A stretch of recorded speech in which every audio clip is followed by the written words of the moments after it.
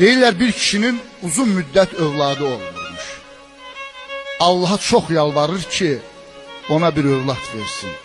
Və əhd edir ki, əgər övladım olsa, Allah eşqinə ona hər gün bir şillə vuracam ki, Allahı yaddan çıxarmayın, onu unutmayın.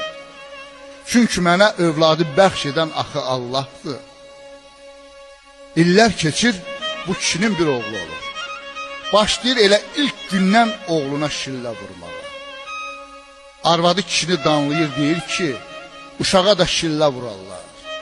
Sənin insafın yoxmu? Kişi deyir, arvad, Allahla mənim işimə qarışma. Mən onunla şərt kəsmişəm. Şərti pozaramsa, qorxuram Allah oğlumu əlimdən alır. Bu minvalla uşaq məktəbə gedir.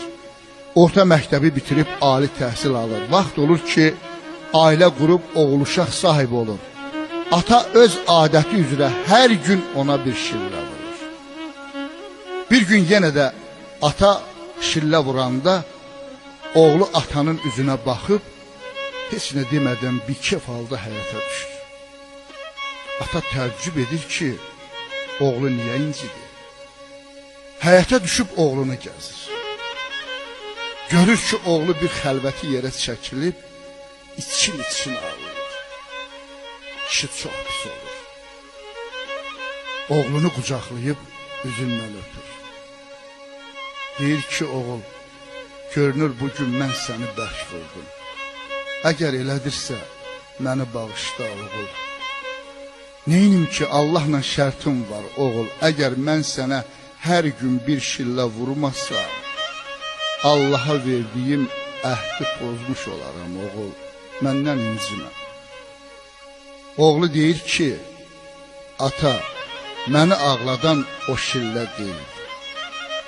Məni ağladan odur ki, mən bugün ilk dəfə olaraq sənin qocaldığını hiss etmişəm. Bugün vurduğun şillənin təsiri əvvəlkilərdən zəif idi. Atamdan aldığım şillənin dadı getməyib hələ də qulağımdadır. Bugün qazandığım ən böyük uğur deyirəm bəlkə də elə ondadır.